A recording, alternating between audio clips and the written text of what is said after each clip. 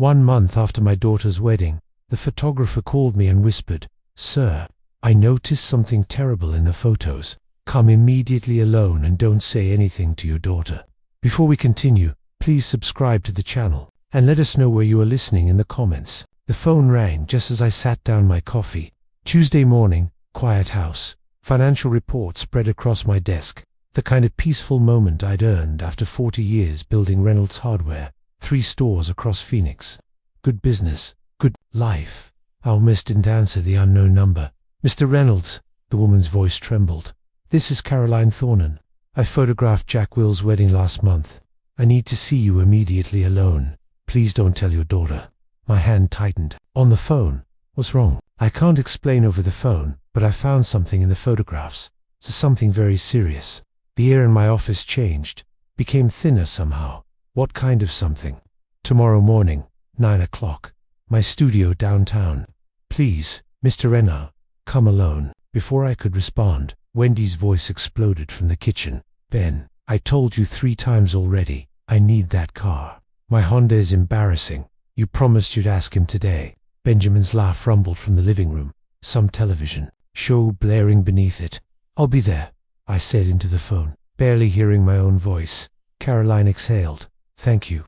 I'm so sorry, Mr. Reynolds. I really am." She hung up. I sat motionless at my desk, the phone still pressed to my ear, staring at the framed photograph on my wall. Jacqueline in her wedding dress, radiant. Samuel beside her in his tuxedo. 1 month ago, $65,000 I'd spent on that day. Worth every penny to see my eldest daughter happy. Something very serious in the photographs. "Dad." Wendy appeared in my doorway, phone in one hand, car keys in the other. "Did you hear me? I need money for a new car. The Honda is 7 years old, and it's humiliating." I looked at my youngest daughter, 31 years old, living in my house for 4 years now, temporarily.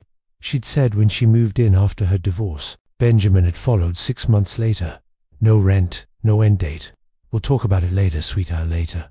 I need to go to the dealership this week. Melissa got a new Lexus and I can't keep showing up in that piece of junk." I turned back to my computer screen. The numbers blurred. "Dad, are you listening?" "Later, Wendy." She huffed and disappeared. Her footsteps stomped up the stairs. The door slammed. I picked up my coffee, cold now, through my office window. The Paradise Valley morning stretched bright and cloudless. July heat already building. Everything looked normal. Felt wrong. The day crawled forward. I tried focusing on inventory reports, quarterly projections, payroll schedules. My mind kept circling back to Caroline's trembling voice. The wedding had been perfect, hadn't it? Jacqueline had glowed. Samuel had been attentive. The ceremony at the Botanical Gardens, reception at that upscale resort, everything elegant, tasteful, expensive. What could possibly be wrong with the photographs? Around noon, Benjamin wandered into my office without knocking. Never knocked. Just walked in like he owned the place. "Hey, Pops. Wendy says you're being weird about the car thing." I didn't look up from my computer. I said we'd discuss it later. "Yeah, but she's pretty set on it. Maybe just give her the money. Keep the peace." He leaned against my doorframe, arms crossed. 38 years old, no job. Living off my daughter's allowance, which meant living off me. "Benjamin, I'm working." Sure. Just saying. Happy wife, happy life. Right?" He grinned and left. Happy wife. He'd never married Wendy. 4 years together, living in my house, and he couldn't be bothered to make it official. But he had opinions about how I should spend my money. I stood and walked to my window. Below, my pool sparkled unused. The guest house where Wendy and Benjamin stayed sat at the far edge of the property.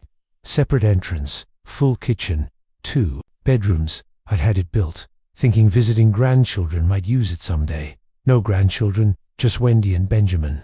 The afternoon bled into evening. I heated leftover pasta, ate alone at my kitchen counter, while Benjamin occupied my living room. And Wendy video called someone upstairs, her laugh piercing through the ceiling. At 7:30, my doorbell rang. Jacqueline stood on my front step, perfect. As always, tailored blazer, designer jeans, that smile she'd inherited from her mother.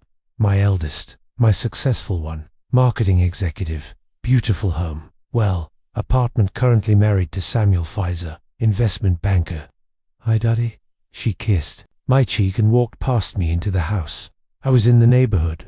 Thought I'd stop by. Paradise Valley to her place in Scottsdale wasn't the neighborhood, but I didn't mention it. She settled onto my couch, crossed her legs, looked around the living room like she was appraising it. How are you? You look tired. Long day, business, THINGSM. She picked up a framed photo from my side table. Her and Wendy as children. Studied it. Set it back down, slightly off-center. Samuel and I have been house hunting. We found the most incredible place in Scottsdale. 4 bedrooms, pool, mountain views. Absolutely perfect. I sat in the chair across from her, waited. The thing is, we need to move fast. Market's competitive right now. We need help with the down payment. She smiled warmly. 40,000. You understand, right? After everything you'd spent on the wedding, this is just completing the picture, helping us start our life together properly. $40,000 said like she was asking to borrow my truck. Something in my chest tightened. That hollow feeling from earlier expanded. 40,000, I repeated. Is that a problem? A slight itch entered her voice. So slight most people wouldn't catch it. Dad, we need to move fast. The market is competitive. I thought you'd want to help us start our life together properly. I looked at my daughter. Really looked at her.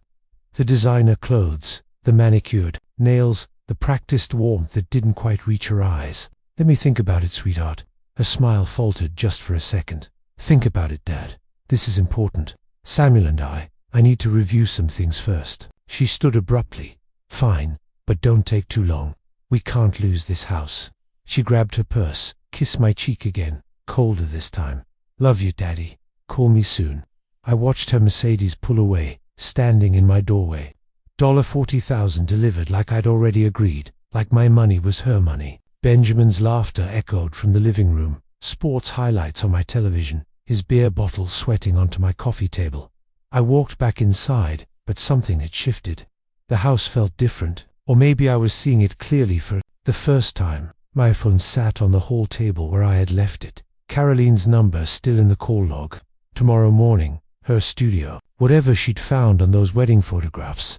I had a feeling it would explain this hollow sensation spreading through my chest. I picked up the phone and looked at Jacqueline's last text. Thanks for understanding about the house, Dad. Love, you. I hadn't agreed to anything, but she'd assumed. They all assumed. I left the house before Wendy woke up. Didn't want questions. Didn't want Benjamin asking where I was going with that look he got. Like everything I did required his approval. In my own home. The drive to downtown Phoenix took 25 minutes. Tuesday morning traffic, I-51 South, then surface streets to Caroline's studio, a converted warehouse in the Arts District. Her name on a brass plate beside the door. My hands were steady on the steering wheel, but my mind kept replaying her voice. On the phone, it had some very serious. I parked across the street, sat in the truck for a moment. Whatever was inside that studio, whatever Caroline had found, it would explain Jalene's casual request for $40,000. It would explain the hollow feeling I'd carried since the wedding. I knew it would. I just didn't want to know how. The studio smelled like coffee and printer ink. Professional photographs lined the walls. Weddings, families, corporate headshot. Caroline met me at the door, younger than I'd remembered from the wedding day, mid-40s maybe. Nervous hands, apologetic eyes. Mr. Reynolds, thank you for coming. She locked the door behind me. I have everything set up in the editing room. I followed her through the gallery space to a smaller room dominated by a large monitor and computer equipment, and wedding portfolios stacked on shelves. The window overlooked an alley. Morning light filtered through dusty glass. Can I get you coffee? Water? I'm fine. I wasn't fine. Please just show me. She nodded and sat at her computer. I remained standing behind her chair. Mr. Reynolds, I almost didn't call you. I went back and forth for days, but if I were in your position, I'd want to know. Please understand, I didn't go looking for this. My throat tightened. Show me. Her fingers moved across the keyboard. The monitor filled with images from Jacqueline's wedding, the ceremony, my daughter walking down the aisle, Samuel waiting at the altar, guests smiling. Everything beautiful. Everything perfect. These are the standard shots, Caroline said softly. What you saw at the wedding, what everyone saw. She clicked to the next folder. 2 hours before the ceremony, I was at the restaurant venue early, testing exposures, calibrating equipment, There's a terrace overlooking the courtyard. Another click. I was shooting through a window, adjusting light settings. The image appeared. My hands gripped the back of her chair. Samuel, my son-in-law, in his tuxedo, not yet buttoned properly, pressed against a woman with red hair, not my daughter, kissing her, his hands in her hair, her arms around his neck, not a friendly embrace. Not a goodbye to an old friend. Intimate, possessive, familiar. How long before the ceremony? My voice sounded far away. You're certain about the time? 2 hours before. The metadata is here. Date, time, GPS coordinates. She pulled up a technical display. Numbers, timestamps, location data. I was at the restaurant venue early, testing exposures through a window. I captured this by accident, but it's real. And there are multiple shots. She clicked forward. Different angles. Same scene. Samuel and the red-haired woman locked together. In one photo, the woman's hand was visible, with the left hand pressed against Samuel's chest. Wedding ring, gold band, diamond, a woman. I leaned closer to the screen. The wedding ring. Do you know who she is? Caroline shook her head. I don't recognize her from the guest list. I'm so sorry, Mr. Reynolds. She pulled up another image. This one showed Samuel's face clearly. No confusion in his expression. No drunken stumble. Just confidence, control. A man who knew exactly what he was doing. 2 hours before marrying my daughter. I straightened slowly. My knees felt weak. The room tilted slightly, then righted itself. Can you prove the timing? Absolutely. Prove it. Yes. Caroline opened another window. Showed me technical data I barely understood. Digital fingerprints, file information, GPS coordinates matching the restaurant location, timestamps down to the second. This is forensic level evidence, Mr. Reynolds. It would hold up anywhere. She reached into her desk drawer and pulled out a small flash drive. Everything is here. All the photos, all the metadata, technical documentation. I made copies. She held it out to me. I don't know what you'll do with this information, but I believe you should have it. I took the flash drive, closed my fist around it. Don't apologize, I said. You did the right thing. The drive back to Paradise Valley passed in a blur. I gripped the steering wheel tight, stared at the road, but my mind was somewhere else entirely. Samuel Pfizer, investment banker, polished, articulate, successful, everything I'd wanted for my daughter. Kissing another woman 2 hours before their wedding. A woman wearing a wedding ring. Not a mistake, not cold feet, calculated, deliberate. Why marry Jay Quillen at all? The question circled my thoughts like a vulture. Why go through with a $65,000 wedding to a woman you were betraying hours before the ceremony? Why make those vows? Why smile in those photos? What was the point? My truck knew the way home without my thinking. Paradise Valley streets, my neighborhood, my driveway. The flash drive sat in my pocket, heavy as a stone. I pulled into my driveway just after 11. The house looked the same as when I'd left 2 hours ago. Same desert landscaping, same security. Light that needed fixing, same everything. But it wasn't the same. I opened the front door. Benjamin sprawled across my leather recliner, beer in hand, some game show blaring. He didn't look up. Hey, old man. Grab me another beer while you're up. From upstairs, Wendy's voice. Dad, is that you? I need to talk to you about money for the spa this weekend. I stood in my own entryway, flash drive in my pocket, and something inside me that had been bending for years finally snapped. My daughter's husband cheating 2 hours before the wedding. My other daughter living in my house, demanding spa money. My son-in-law ordering me to bring him beer in my chair in my house. I closed the door behind me with a quiet click. They thought I was the same man who'd left this morning. They were wrong. Sleep was impossible. I sat in my office past midnight, the flash drive from Caroline on the desk beside my laptop. Every time I closed my eyes, I saw those photographs. Samuel's face, confident, not guilty, not confused, confident. I opened my laptop and pulled up the wedding budget spreadsheet. $65,000 I'd spent. Venue, catering, photographer, flowers, band, everything wanted, but she'd insisted on one thing. Specifically, cash gifts. No registry, no toasters or china patterns. Dad, we're starting fresh. We need flexibility. Cash is more practical. I'd thought she was being mature, practical. Now I wondered what I'd actually paid for. I grabbed a legal pad and started writing numbers, dates, details that suddenly seemed wrong. The guests list had been 200 people, mostly my business associates, my friends, people who had known Jolene since childhood, each envelope at the reception. I remembered the gift table overflowing. Jacqueline had hired someone specifically to collect them, count them, catalog them. $45,000 in cash and checks. She'd told me the total the week after the wedding, laughing about their good fortune. Samuel and I are so blessed, Dad. Everyone was so generous. I wrote that number down, circled it. Then I remembered something else. My business partner, Marcus Chun, had handed Samuel a check directly at the reception. "Welcome to the family, son. Start your life right." I'd been standing there, $15,000. Marcus was wealthy, generous to people he respected. Samuel had pocketed that check and smiled. "Thank you, sir. We won't forget this." $60,000 total from one wedding for a couple, supposedly starting out. Why marry Jacqueline at all? I stared at that question on my legal pad. If Samuel had another woman, a woman wearing a wedding ring, why go through with a $65,000 ceremony? Why smile in those photos? Why take those vows? Unless the vows didn't matter. Unless the money did. My stomach turned.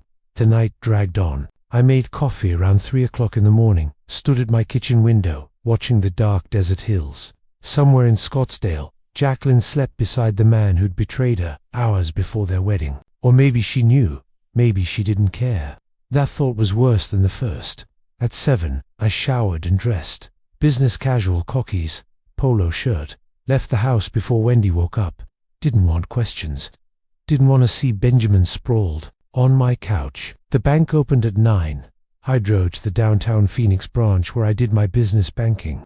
Professional territory, safe ground. The manager, Patricia Williams, greeted me in her office. We'd worked together for 15 years. "Mr. Reynolds, what brings you in this morning?" "I wanted to verify a check," I wrote. "Wedding gift for my daughter, $20,000. Want to make sure it cleared properly." Patricia pulled it up on her computer. "Let me see. Yes, here it is. Joint account for Samuel and Jack and Fisher. Check cleared without issues." "Joint account," I said, casually. "When did they open that?" Patricia scrolled. "It looks like 2 months ago. May 10th. 2 months before the wedding. Not years. Not when they got engaged. 2 months. They must have moved fast on wedding planning," I said, keeping my voice light. "Young people these days." Patricia smiled. "Everything happens quickly." I thanked her and left. In my truck, I sat with the engine running. May 10th. They'd opened a joint account specifically to receive wedding money. Planned it. Coordinated it. This wasn't romance. This was logistics. I drove home through late morning traffic, mind churning. The house looked quiet when I pulled into the garage. Benjamin's car was there. Old Camry he refused to maintain. Always asking for money to fix it. I entered through the garage door to the kitchen, planned to go straight to my office. Then I heard Wendy's voice from upstairs. "Yeah, Dad looks suspicious. Lately," her voice carried down from the second-floor landing. Phone conversation. Volume 2, loud. The way she always talked. I don't know. Different somehow. But don't worry, sis. Ben and I can stretch this another 6 months easy. By then, he'll cave and buy us that condo just to get rid of us." I froze in the hallway. Jacqueline's voice came through the phone speaker. Wendy had it on high volume, laughing. "Perfect. I've got 2 more months of playing happy wife. Then I file. Half those gifts are legally mine in Arizona. Samuel already. He agreed to 60/40th split. The easiest $45,000 I ever made. My hand found the wall, steadied myself. Wendy laughed. "And Sam's little girlfriend doesn't even know about the plan. This is perfect. Dad's so busy feeling proud of your marriage. He doesn't see anything.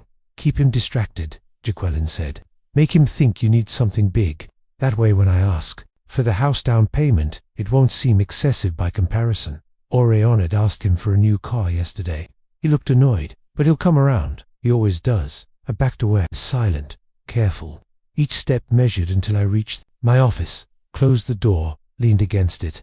My hands were shaking. 2 daughters, both lying, both using me. One planning divorce to steal wedding money. The other squatting in my house, running out the clock until I'd bought them off. Playing happy wife. Easiest $45,000 I ever made. I'd almost let it happen. Almost. Written Jacqueline that $40,000 check for her house down payment. Almost. I sat down on my computer, typed property lawyer, Phoenix, Arizona.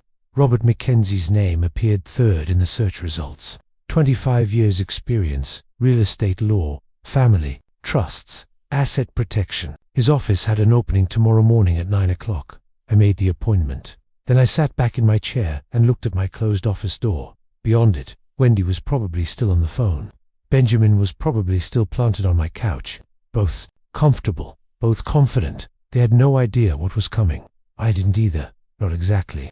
But tomorrow I'd start finding out. Tomorrow I became something other than a wallet with a heartbeat. Mackenzie's office was in a glass building downtown, 23rd floor. I arrived 10 minutes early and spent them in the parking garage organizing my folder one last time. Wedding spreadsheet, flash drive from Caroline, my notes from last night, 3 pages of timelines, quotes, dollar amounts, evidence. The elevator ride up felt longer than it was. I'd made business decisions for 40 years, negotiated supplier contracts, handled employee disputes, weathered economic downturns. This shouldn't feel different, but it did. This was my family, my daughters. The elevator doors opened. No, not family, not anymore. They'd made that choice when they'd turned me into a transaction. The reception area was professional. Glass desk, leather chairs, abstract art I didn't understand but recognized as expansive. A woman looked up from her computer. "Mr. Reynolds, Mr. Mackenzie is ready for you." His office had floor-to-ceiling windows, overlooking Phoenix, mahogany. Desk, law books lining one wall, diplomas and bar certificates and frames. Robert Mackenzie stood as I entered, 50s, grey at the temples, firm handshake. "Mr. Reynolds, please have a seat. Can I offer you coffee?" "Yes." "Black." He poured from a carafe on the credenza, handed me a ceramic mug, settled behind his desk. "I reviewed your intake form. You mentioned property issues and family matters. Tell me what's happening. Start wherever makes sense to you." I placed my manila folder on his desk, opened it methodically. A month ago, I paid for my daughter's wedding, $65,000. 3 days ago, the photographer showed me pictures of my son-in-law with another woman 2 hours before the ceremony. Yesterday, I discovered my daughter's plan. This marriage was a scam, to collect cash gifts and split them. Mackenzie's pen paused over his legal pad. "When you say plan this, you have evidence both your daughter and her husband intended to divorce from the beginning." I overheard my younger daughter on the phone with her sister. Quote, 2 more months and I file for divorce. Half the gifts are legally mine. Samuel already agreed to 60/40ths. Those were my daughter's exact words. I slid the flash drive across his desk. The affair photos are here. Metadata included. Timestamps, GPS coordinates, everything. Mackenzie inserted the drive into his computer, clicked through files. His expression didn't change, but his jaw tightened slightly. "And your younger daughter, Wendy? She's been living in my house for 4 years, her boyfriend with her. No rent, no lease, constant money demands." I pulled out my handwritten notes. Yesterday's phone call, she told Jaquine they'd stretch it another 6 months until I bought them a condo. Mackenzie made notes, circled specific details, underlined for years and no lease. "Mr. Renner, in Arizona, property law is very clear. Your house is your property.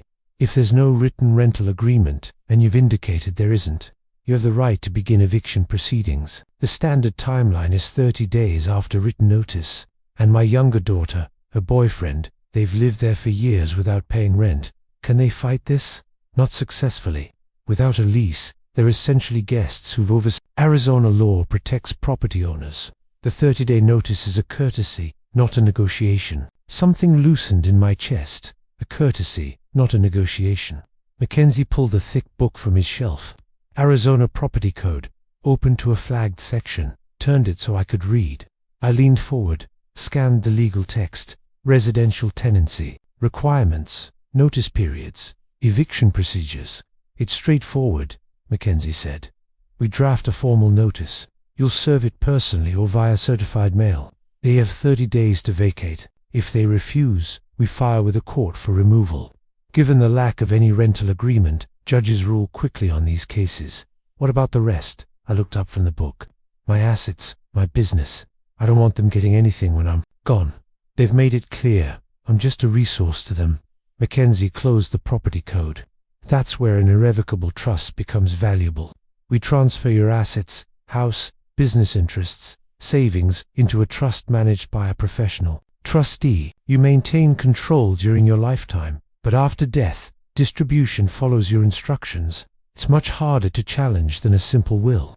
Harder to challenge, I repeated. Nearly impossible if structured correctly. A will can be contested. People claim undue influence, mental incompetence, all sorts of arguments. A properly executed irrevocable trust, established while you're clearly competent and acting freely, that's a different legal standard entirely. I sat back. How soon can we start? Mackenzie smiled slightly. First real emotion he'd shown. Today, I'll need you to sign an engagement agreement. My fees for this work, eviction notices, will revision, and complete trust creation will be $8,500. The trust work alone typically runs $6,000. But given the connected nature of your situation, I can offer a package rate, $8,500. I'd spend $65,000 on a fake wedding. Another $45,000 collected by my daughter and her accomplice husband. Tens of thousands more over 4 years supporting Wendy and Benjamin. That's acceptable. Mackenzie pulled documents from his drawer. Engagement agreement, fee structure, timeline, estimate. We'll have the eviction notices drafted by Friday morning. We'll serve them this weekend. I'd recommend doing it personally, so there's no question of receipt. After service, the 30-day clock starts. They must vacate by that date or face legal removal, and the trust, 2 to 3 weeks for complete asset transfer. I'll work with your financial institutions directly. We'll need current statements for all accounts, property deeds, business ownership documents. My paralegal will coordinate with you on specifics. He slid the contract across his desk. I read it carefully. Years of business had taught me that. Scope of work, fee schedule, timeline, everything Mackenzie had promised, formalized in legal language. I signed with a steady hand. Mackenzie countersigned, dated it, handed me copies. Mr. Reynolds, I should mention, this will likely destroy your relationship with your daughters permanently. Once you serve those eviction notices, once they discover the trust structure, there's no walking this back. I know, Anne, you're prepared for that. I thought about Wendy's laugh on the phone. Jacqueline's casual cruelty playing happy wife. Easiest $45,000 I ever made. They destroy the relationship themselves. I'm just acknowledging reality. Mackenzie nodded. Then we're clear. I'll call you Friday morning when the documents are ready. We shook hands again. Longer this time. Something passed between us. Professional respect, maybe. Understanding. I left his office with copies of the contract, timeline, outline, trust, structure, summary, legal documents that meant one simple thing. I was taking my life back. The elevator down was faster than the ride up, gravity working in my favor. In the parking garage, I sat in my truck with the contract copies on the passenger seat. Eviction procedures, wheel modification summary, trust, structure, outline. My phone buzzed. Text from Jaquine. Dad, did you think about the down payment? We really need an answer. The house won't wait forever. I looked at the message for a long moment. $40,000 for a house she'd live in for 2 months before filing for divorce. I deleted the text without responding. Then I started the truck and headed home. Wendy and Benjamin would be there, comfortable and confident, expecting nothing to change. They had 30 days left to enjoy that confidence. They had 30 days to prepare for war. The envelopes arrived Friday morning. Mackenzie's return address, heavy paper, official seals. I set them on my desk and looked at them for most of the day. By evening, I was ready. I could hear Wendy and Benjamin in the living room. Benjamin's voice carried, excited, animated. Another scheme, another ask. I picked up the envelopes and walked down the hall. They were on the couch, comfortable. Benjamin gesturing, Wendy nodding. My television, my couch, my living room. And craft breweries are huge right now, Benjamin was saying. Phoenix Market is perfect. We'd need about $30,000 to start. Your dad would see returns in a year. Easy. Wendy laughed. He'll do it. He always does. Just frame it as helping family, and he'll write the check. I stepped into the room. They looked up, smiling, expecting nothing. I placed the envelopes on the coffee table between them. What's this? Wendy picked up hers, puzzled. Dad, we're talking about Ben's brewery idea. Official eviction notice. You have 30 days to find other housing. The words landed like stones in still water, ripples of silence spreading outward. Wendy tore open her envelope, read the heading. Her face drained of color. Benjamin grabbed his, scanned it. Have you lost your mind, old man? This is our home. This is my house. You can't just kick us out like we're strangers. Benjamin stood, stepped toward me, fists clenched, face wreathing. We're family. Wendy's tears started right on schedule. Dad, what are you doing? I'm your daughter. How can you throw us out? I looked at her calmly. You haven't paid rent in 4 years. You don't respect me. You see me as a wallet. Time to grow up. This is insane. Benjamin moved closer, invading my space. Old intimidation tactic. Everyone will know what kind of father you are. Throwing out your own kid. The notice is legal. 30 days. I suggest you start packing. Wendy grabbed my arm. Dad, please. We can work this out. We'll pay rent. I removed her hand, gently but firmly, turned toward the hallway. You'll regret this. Benjamin's voice followed me. You'll regret this. I walked to my office, closed the door, locked it with an audible click. Behind me, chaos erupted. Wendy's wailing, Benjamin's shouting, furniture scraping. I sat at my desk and listened. Their panic was music. 10 minutes passed. The shouting subsided into intense whispers. Then Wendy's voice again. Hire, phone, call. I pressed my ear to the door. Gave us eviction papers. 30 days. Paused Jackal responding. I don't know what happened. He was cold, like we were strangers. Longer pause. We need to do something. Jacqueline's voice carried through the phone speaker, calm, strategic. I couldn't make out words, but the tone was clear. Planning mode. Okay, yes, tomorrow. Bring Samuel. We'll figure this out. More murmuring. Then Benjamin's voice, lower but venomous. He's going to regret this.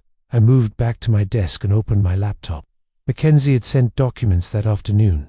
Trust creation paperwork, asset protection strategy. They thought this was about the house. They had no idea I was protecting everything. My phone buzzed. Text from Jack Willen. Dad, Wendy called me. We need to talk. Coming over tomorrow with Samuel. This has gone too far. I read it twice. They were regrouping, coordinating. About to launch their counterattack. Let them come. I pulled up a calendar and marked the date. Day 1 of 30. The clock had started. In the living room, Wendy was still crying. Benjamin was pacing. I could hear his footsteps. Back and forth. Back and forth. They had lived here for 4 years without contributing a single dollar. 4 years of treating my home like a hotel. 4 years of demands and disrespect and assumptions. 30 days left to enjoy that privilege. I looked at Mackenzie's trust documents again. 2 to 3 weeks until finalization. The timing would be tight, but it would work. By the time they realized the full scope of what I'd done, it would be too late to stop. Another text from Jacqueline. We'll straighten this out, don't worry. She wasn't texting me. She was texting Wendy. But Wendy must have shown her my number, too, because a third message came through. Dad, I know you're upset about something. Let's talk like adults tomorrow. Talk like adults. The woman planning to divorce her husband in 2 months to steal wedding gifts wanted to talk like adults. I turned off my phone. Tomorrow they'd come, with their performance. Concerned daughter, diplomatic son-in-law, reasoned arguments, emotional manipulation. I'd seen the documentary already. I knew how it ended. Outside my office door, the house finally went quiet. Wendy and Benjamin had probably gone upstairs to strategize or cry or drink. I didn't care which. I opened a notebook and started writing, documenting the evening. Their reactions, their threats, Benjamin's aggression, Wendy's tears, everything Mackenzie might need if this ended up in court. The pen moved steadily across the page, factual, detailed, dispassionate. Somewhere during the 4th year of their residence, I'd stopped being a father and become an ATM. Now, I was neither. I was a property owner, exercising his legal rights, and I had 29 days left to prepare for whatever came next. Saturday morning, I came downstairs to find Wendy in her bathrobe sprawled across the couch. Dad. Her voice was weak, theatrical. I can't get up. My heart is racing. The stress from this eviction. I think you should call a doctor. Benjamin hovered. Nearby, arms crossed, protective stance, both watching for my reaction. I walked past them to the kitchen. There's cold medicine in the cabinet, I said without stopping. Behind me, silence. Then Wendy's frustrated exhale. I poured coffee and carried it to my office, closed the door. Sunday afternoon, Benjamin found me in the garage, blocked the doorway with his body. You know what people will say, right? Aggressive tone. Face too close to mine. That you threw out your own daughter? Your pregnant daughter? Wendy wasn't pregnant. Just another lie. Your business partners, your church friends, they'll all know what kind of man you really are. I checked my watch. Eviction is legal. You have 26 days left? No move. He didn't. We stood there for 10 seconds. 20. His jaw working, fists clenched. Finally, he stepped aside. I got in my truck and drove to the hardware store. Stayed there for 3 hours, reviewing inventory, talking to managers, being anywhere but home. When I returned that evening, an envelope sat on my kitchen counter. Handwritten heading, proposal. I opened it. Benjamin's handwriting, itemized. List, investment opportunity, craft brewery partnership. Initial capital required $50,000. Terms, Wendy and Benjamin remain in residence. Pay nominal rent $500 a month. Repay investment within 5 years. $50,000 up from the 30 he'd mentioned Friday night. Desperation inflating the numbers. I read the whole thing. 2 pages. Financial projections pulled from nowhere. Promises of returns. Guarantees of family harmony. At the bottom, this solves everything. We stay, you profit. Family stays together. I folded it, walked to the living room where they sat waiting, and handed it back. Now Wendy's face crumpled. Dad, we're trying to compromise. No, I repeated, and returned to my office with my dinner. Through the wall, I heard their frustrated whispers, accusations, disbelief, the sound of dishes slamming. Monday and Tuesday passed similarly. Wendy alternated between tears and silence. Benjamin oscillated between threats and bargaining. I maintained my routine. Work, home, office, meals alone. Their presence became background noise. Wednesday evening, Jacqueline arrived. She'd called that afternoon. Dad, we're coming over for dinner. Samuel and we need to talk as a family. Not a request, an announcement. They arrived at 6. Jacqueline carried grocery bags. We're cooking tonight. You worked too hard. Samuel smiled. Firm handshake. Horace, hope you don't mind us just showing up. Jacqueline was worried. Families should support each other through difficult times. They took over my kitchen. Jacqueline chopped vegetables. Samuel set the table. Wendy emerged from upstairs. Makeup perfect. No sign of her illness. Benjamin appeared, freshly showered, playing the reasonable adult. An intervention carefully staged. We sat for the meal they had prepared. Chicken, rice, salad. Nice presentation. Jacqueline poured wine. Samuel made small talk about his car sales work. Everyone performed normally. Then Jacqueline shifted gears. Dad, this house must be a lot to manage alone. All these rooms, the yard work, the maintenance. Have you thought about something smaller, a nice condo? I cut my chicken. Chewed slowly. Samuel picked up the thread. The real estate market is strong. Right now, houses in Paradise Valley sell fast. You could get top dollar. Help set everyone up comfortably. There it was. Jack will touch the picture frame on the side table. Adjusted it. Territorial gesture. We'd help you move, of course.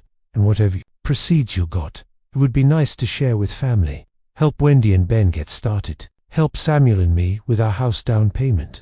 Everyone benefits. The house, they wanted the house sale money, not inheritance someday. Now, the realization clicked into place with perfect clarity. Dad, I'm just saying you're getting older. Wouldn't it be easier to have something manageable? Less responsibility. I set down my fork, looked at each of them. Jacqueline, Samuel, Wendy, Benjamin. 4 faces, 4 different masks, 1 agenda. I'm not selling my house. Jacqueline laughed lightly. Edge underneath. Dad, no one's pressuring you. We're just concerned. I stood. Thank you for your concern. I'm fine. Good night. The scrape of my chair, the walk to my office, the door closing. Behind me, shocked silence, then urgent whispers. I grabbed my phone and dialed Mackenzie's cell. I need to see you tonight. It's urgent. I'll be at the office in 30 minutes. I waited until I heard their cars leave. Jacqueline's Mercedes, then Benjamin's Camry following, coordinating, planning their next move. I grabbed my keys and drove downtown. Mackenzie's office was lit, 23rd floor window glowing. He met me in the lobby. They're coordinating strategy to acquire my assets, I said as we rode the elevator up. The eviction triggered something. Now Want me to sell the house? Split the proceeds? Tonight's dinner was reconnaissance. In his office, Mackenzie pulled out fresh documents. Then re-accelerate the trust creation. Everything: house, business, savings, transfers to professional management. He maintained full control during your lifetime, but after death, distribution follows your exact instructions. They can't challenge it. They can't manipulate it. How fast can we move? I'll start paperwork tomorrow. We'll also change your bank account beneficiaries immediately. Remove your daughters entirely. $5,000 for the trust creation, but it's worth every penny. Do it. He pulled up forms on his computer. Beneficiary change authorizations. Trust structure outlines. I signed everything. Electronic signatures. Witnessed legal. 40 minutes later, I left with copies of everything. The drive home felt different, lighter somehow. I arrived near midnight. The house was dark except for the living room lamp. Inside, Wendy and Benjamin had gone to bed. Empty wine glasses on my coffee table. They'd probably spent the evening plotting with Jacqueline on speakerphone. Let them plot. I had copies of the trust paperwork in my briefcase. Mackenzie would start asset transfers tomorrow. Within 3 weeks, everything I'd built would be protected. My phone showed 3 missed calls. Jacqueline, no messages. She knew something had shifted tonight. Maybe sensed that dinner conversation revealed too much. I thought about their performance. Samuel's diplomat act. Jacqueline's suggestion to sell the house. Everyone benefits. Everyone except me. They'd miscalculated. Thought I was a weak old man they could manipulate into surrendering my life's work. I was done being weak. 26 days until Wendy and Benjamin left. 3 weeks until the trust was finalized. They had that long to enjoy feeling like they still had leverage. They had that long to make sure they'd never manipulate me again. 2 weeks had passed since I'd served the eviction notice. 15 days remained. I set the dining room table myself that evening. 5 place settings. The good china I hadn't used since my daughters were children. Cloth napkins. Water glasses. At my seat, I placed a manila folder face down. The folder contained 8 printed photographs. Samuel and a red-haired woman, time-stamped, geotagged, 2 hours before his wedding to my daughter. I'd invited everyone, both daughters, both sons. A family dinner, I'd said. They arrived separately, Jacqueline and Samuel first, 15 minutes early. I heard them in the living room, whispered conversation with Wendy and Benjamin, coordinating, planning their approach. I called them to the table. The tension was immediate. He sat, exchanged glances, waited. I served roasted chicken and vegetables. Simple meal, nothing elaborate. This wasn't about hospitality. We ate in near silence for 10 minutes. Forks scraping, plates, water glasses lifted, the sound of forced normally. Then Jacqueline started. Dad, we've all been talking. This situation with Wendy, it's stressful for everyone. Maybe it's time to think about simplifying the house, the business. It's a lot, for one person. Samuel nodded, supportive. Horace, no one's saying you can't handle it. We just want to help. Sell it at the right time in this market. We could help you organize everything. Make it easy. Wendy leaned forward, gentle voice. Dad, we're worried about you. All alone here. Wouldn't a nice condo be better? Less maintenance, less stress. I set down my fork, reached for the manila folder. Before we continue, there's something you should see. Jacqueline picked it up. Suspicious. What is this? I took a sip of water. Photographs from your wedding. Particularly interesting are the shots of Samuel with a red-haired woman. 2 hours before the ceremony on the restaurant terrace. Samuel's face drained. That's not Jacqueline. Open the folder. I watched her eyes move across the first image, then the second. Her expression hardened into stone. Where did you get these? I ignored the question. I also overheard a phone conversation between you and Wendy. Let me quote. 2 more months and I file for divorce. Half the gifts are legally mine. Samuel already agreed to 60/40th split. Those were your exact words. Jacqueline. Wendy's hand flew to her mouth. Benjamin half stood. You spied on us. You had no right. I raised one hand, palm out. Stop. Benjamin sat. I've created an irrevocable trust. My house, my business, my savings. Everything is now protected.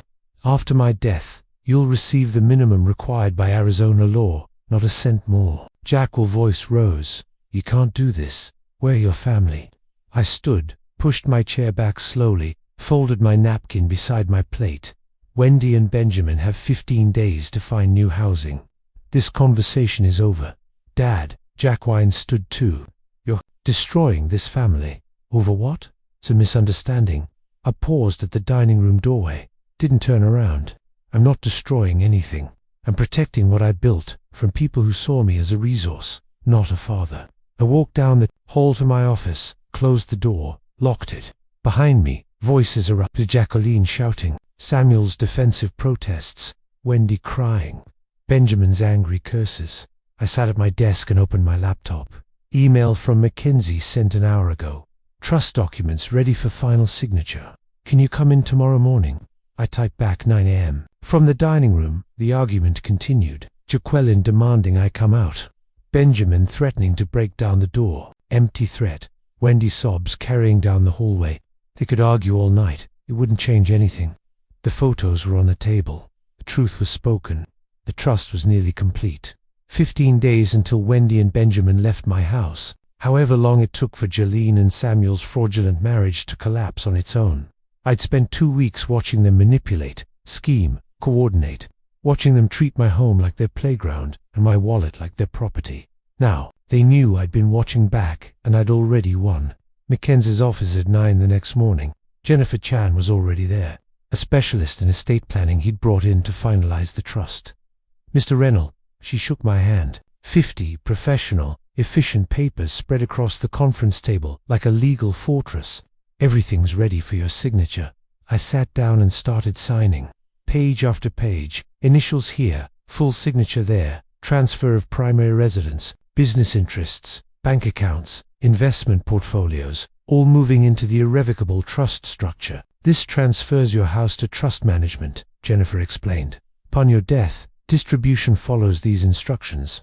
Minimum legal requirement to immediate family. Remainder to the charities you selected. And my daughters can't challenge this. They can try.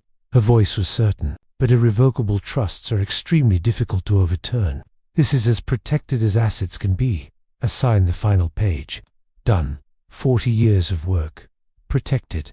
I drove home feeling lighter than I had in months. The next 13 days became a must. In psychological warfare, day 2, I found my coffee maker shattered on the kitchen floor. Benjamin lounged at the table. Newspaper spread in front of him. Oh, that, he shrugged. Slipped out of my hands this morning. Accidents happen. I swept up the glass without comment. 11 days, I said, tossing the pieces in the trash. Day 4. I heard Wendy talking to Mrs. Patterson over the back fence, our neighbor. I watched from the window. Wendy dabbed her eyes with tissue, dramatic gestures. He's throwing us out with nowhere to go. I don't know what's gotten into him. Mrs. Patterson looked uncomfortable. I'm sure you and your father will work things out, dear. I don't know. He's changed. It's like he's not the same person. I turned away from the window. Let her perform for the neighbors. It changed nothing. Day 7. Jacqueline arrived with a woman carrying a clipboard. Dad, this is Dr. Morrison. She's a psychologist. We thought it might help to talk. I remained standing, arms crossed. I didn't agree to any conversation. The woman smiled professionally. Mr. Reynolds, your daughter is concerned about recent behavioral changes, sudden decisions, cutting off family. These can sometimes indicate underlying issues that stop. I looked out both of you now. Dad, she's trying to help. If you just listen, this is my house. You're leaving. They left. Day 10. I came home from the store to find my office door slightly ajar. I always closed it completely. On my desk, the trust documents sat exactly where I'd left them. Almost exactly. That corner was bent differently. Someone had looked through them. That evening, Wendy was quieter than usual. Benjamin kept glancing at her. They knew now. Really knew. The trust was real. The money was gone. Day 12. Wendy knocked on my office door. After no, Benjamin wasn't with her. Dad, can we talk? Just us. I gestured to the chair. She sat, tissue already in hand, eyes red. I've been thinking about everything. You were right about Ben, about how we've been living. He's not a good influence on me. I see that now. I waited. I've made terrible mistakes. I'm asking, begging for your forgiveness. Another chance. I could change. I could be the daughter you deserve. The performance was flawless. Trembling voice, vulnerable posture, leaning forward, every manipulation technique in her arsenal. I let the silence stretch, watched her, really watched her. If you'd truly realized your mistakes, Wendy, you wouldn't have come here asking for forgiveness as a transaction. You'd have come without expecting anything in return. But you're asking for the house, for money, for me to change my mind about the trust. No, I just want me to believe Benjamin corrupted you, that you're a victim. But I heard you on the phone with Jolene planning this. You were laughing, both of you, about manipulating me. Her face changed, tears stopped, voice went hard. Fine, fine. You want to be alone? Be alone. But don't expect us to care what happens to you. I didn't react. 8 days. Wendy, start packing. She turned and walked out. The door slammed hard enough to rattle the frame. Through the ceiling, I heard her stomping upstairs. Benjamin's voice questioning. Then Wendy's angry response, words muffled, but tone clear. She was telling him it hadn't worked, that I wouldn't cave, that they needed to actually find an apartment. Reality finally breaking through. I pulled up my calendar. 8 days until the eviction deadline. Mackenzie had already arranged for the sheriff if they refused to leave voluntarily. My phone showed a text from Jaquine. I hope you're happy. You destroyed this family. I deleted it without responding. The trust document sat in my desk drawer, signed, notarized, filed. Every asset I had spent 40 years building, protected. The house was mine. The business was secure. My will reflected my choices, not their expectations. 8 more days of their presence. 8 more days of psychological warfare. I no longer felt. Then silence, space, peace. For the first time in 4 years, I'd have my house back. For the first time in months, I'd have my life back. The 30th day, I pulled into my driveway at 10 that morning. The sheriff's vehicle arrived 30 seconds behind me. Mackenzie's car followed. We'd coordinated this official, legal, no room for argument. Deputy Martinez stepped out. Mid-40s, experienced, professional. We'd spoken on the phone twice. He knew the situation. Mr. Reynolds, he shook my hand. Let's get this done. Mackenzie joined us, briefcase in hand. Everything's in order. The eviction notice was properly served. The 30 days have elapsed. They're officially trespassing now. We walked to my front door together. My house, my property. But I knocked anyway. 3 firm knocks. Silence. Then Benjamin's voice muffled. Go away. You can't do this. Martinez stepped forward, hand resting on his duty belt. Sir, this is Deputy Martinez with the Maricopa County Sheriff's Office. I'm here to enforce a legal eviction order. Open the door now, or I'll be forced to open it myself. That becomes criminal trespass. Your choice. A long pause. Whispered. Argument inside. Then the door cracked open. Wendy's face appeared. Red eyes. Defiant expression trying to mask panic. Martinez pushed the door wider. Entered professionally. Mackenzie and I followed. The living room looked like a war zone. Clothes scattered everywhere. Pizza boxes stacked on my coffee table. Beer cans. Chaos. But no packed boxes. Nothing ready. You folks weren't planning on leaving, were you? Martinez surveyed the room, making notes. All right, you have 2 hours to collect personal belongings. That means clothes, personal items, no furniture, no fixtures. The clock starts now. 2 hours. Wendy's voice pitched high. We can't possibly. You've had 30 days, ma'am. 2 hours is generous. Benjamin appeared from the kitchen, unshaven, angry. This is insane. We have rights. Mackenzie's voice cut through. You have 0 rights to this property. No lease, no rental agreement, no ownership. This is the final day. Benjamin looked at me. You're really doing this? Your own daughter? I didn't respond. Didn't need to. Martinez checked his phone. 2 hours starting now. What followed was chaos and slow motion. Wendy frantically stuffing clothes into garbage bags, crying intermittently. Benjamin throwing things into a duffel bag with aggressive movements, muttering curses under his breath. After everything we did for him, Benjamin said loudly enough for me to hear, living in this huge place alone like a miser. Martinez's voice sharpened. Sir, this is Mr. Reynolds' property. I suggest you focus on packing and keep comments to yourself. I stood in the doorway, watched, didn't help, didn't speak, just witnessed them dismantling their unauthorized residency, piece by piece. Wendy tried catching my eye multiple times, The manipulation playbook was still open, but I'd memorized every page, knew every trick, wasn't falling for any of it. 2 hours later, they carried the last bags to their car. An older sedan, dented, struggling financially already. At the car, Wendy turned. Last attempt. You'll regret this. When you're alone and need help, don't come crying to us. I met her eyes, calm, certain. I won't. They drove away, Wendy's car disappearing down the street, taking their presence, their demands, their manipulation with them. I stood in my doorway, my house, truly mine. For the first time in 4 years, Martinez handed me paperwork. They're officially out. If they return without permission, call immediately. That's criminal trespass. Thank you, Deputy. Mackenzie shook my hand. Well done, Horace. Most people cave before this point. You held the line. After they left, I walked through the house slowly. The living room where Benjamin had sprawled. Kitchen where Wendy had demanded money. Upstairs, where they had occupied the guest room like permanent royalty. Empty now, all of it. Mine. That evening, my phone rang. Jacqueline, I considered not answering, but curiosity won. Yes, I hope you're satisfied. Her voice was ice. You destroyed this family. Everything we had. Was it worth it? I looked at the family photo. On the shelf, old picture, different time, different people. I didn't destroy the family, I stopped letting it destroy me. Silence. Then her voice cracked slightly. You've changed. I don't even know who you are anymore. I'm the same person. I just stopped pretending I didn't notice being used. We'll see how long you last alone. You'll need us eventually. She hung up. I set the phone down. 3 days later, it buzzed with a text from an unknown number. Samuel, I read it standing in my kitchen. Horace, I saw the photos. I know you know. Look, Jackie knew about my relationship too. This whole marriage was an arrangement we're divorcing anyway. I'm asking you to stay out of it. I can make it worth your while. Want okay to let this play out quietly? I read it once, deleted it, blocked the number. Jacqueline had known about the affair all along. The entire marriage was a scam from both sides. They had orchestrated it together, collected the money, planned to split it, and now Samuel wanted to pay me to stay quiet.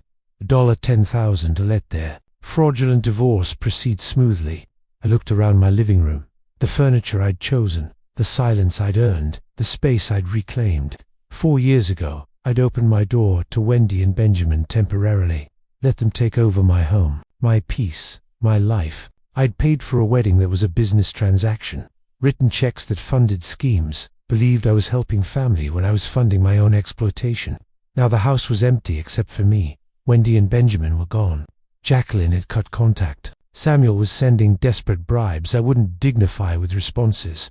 I walked to the window.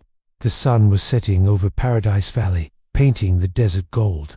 My house, my life, my choices. They thought they'd won when they moved in. They manipulated. When they schemed, they'd been wrong. I had late August. I sat on my terrace with morning coffee, watching the sun climb over Paradise Valley. The air was already warm, but up here on the hillside, a breeze made it bearable. Quiet, completely quiet, except for birds and the distant hum of the city below. 3 weeks since the eviction. 3 weeks of living alone in my house. My actual house. Not a building I shared with resentful tenants who called me dad. The coffee maker worked. Benjamin had smashed my old one in a fit of passive-aggressive rage. I'd replaced it the day after they left. Small thing, but it mattered. Everything worked now. The television remote stayed where I'd put it. My chair in the living room held only me. The refrigerator contained food I'd bought, eaten at my own pace, without someone demanding I pay for their groceries. Simple things, revolutionary things. Wendy had called twice this week. I'd let both go to voicemail, deleted the messages without listening. She and Benjamin had found a cheap apartment on the outskirts. Benjamin was working some regular job. They were figuring it out. Without my money, without my house. Jacqueline had called once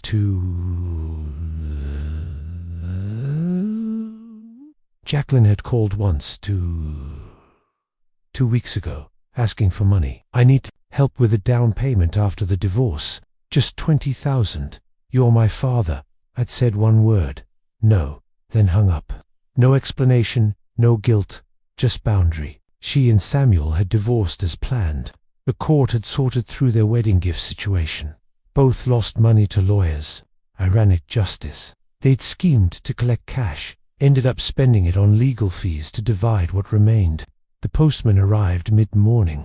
I retrieved the mail, carried it back to the terrace. An envelope from Mackenzie's firm. Heavy paper. I opened it with my letter opener. Final trust documents. All filed. All secured. Mr. Reynolds. The letter began. All trust documents have been finalized and filed with the state. Your business interests have been transferred to trust management. The state distribution instructions are secured. You maintain full control during your lifetime with ironclad protection thereafter. I read it twice, then set it aside. Complete. Legal fortress built. Estates protected. Life reclaimed. My phone sat on the table beside the guitar learning book I'd been working through. Wednesday, I had my third lesson. I'd always wanted to play. 40 years of meaning to someday. When there was time now. Friday, I volunteered at the senior center, doing repairs. My hardware expertise useful, helping people who needed it, who appreciated it, who didn't demand it as entitled. Right, the phone rang. Unknown number. I almost didn't answer, then did. This is Horace, Mr. Reynolds. A woman's voice familiar. This is Caroline Thornan, the photographer from your daughter's wedding. I hope you don't mind me calling. I've been thinking about you, wondering how things turned out. Caroline, the woman who'd shown me the truth. Caroline, no, I don't mind at all. Actually, I'm glad you called. Relief in her voice. I wasn't sure if I should. That day in my studio showing you those photos, I've thought about it so many times. I hope I did the right thing. You did, you absolutely. Did those photos changed everything? You gave me truth when everyone else was feeding me lies. And how are things now, if you don't mind me asking? I looked out over the valley, the morning light, the peace.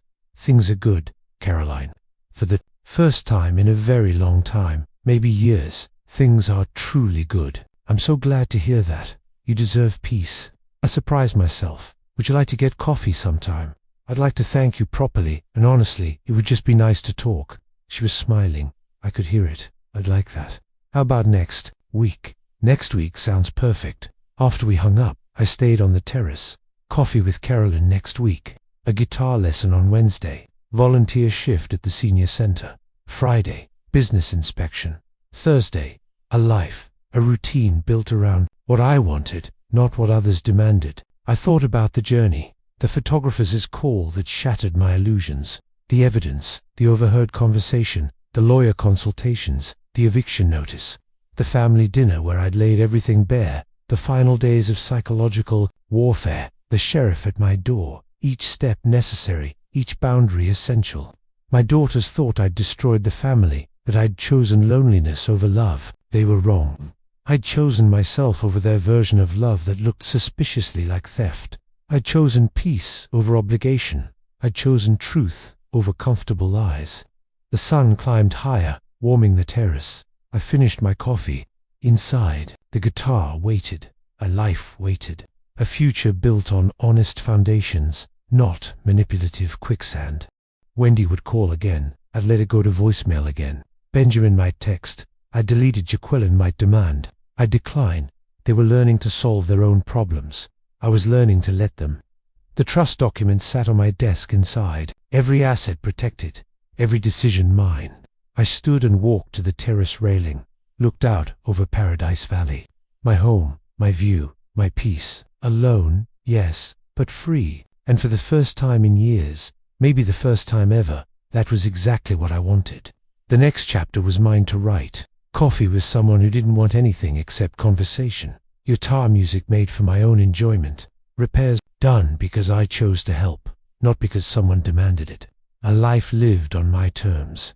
Justice wasn't revenge. It was protection. It was boundaries. It was saying no when no was the only sane answer. I'd saved myself, and that was worth everything. If you like this story, please like this video, subscribe to the channel, and share your impressions of this story in the comments. To listen to the next story, click on the box on the left. Thank you for watching.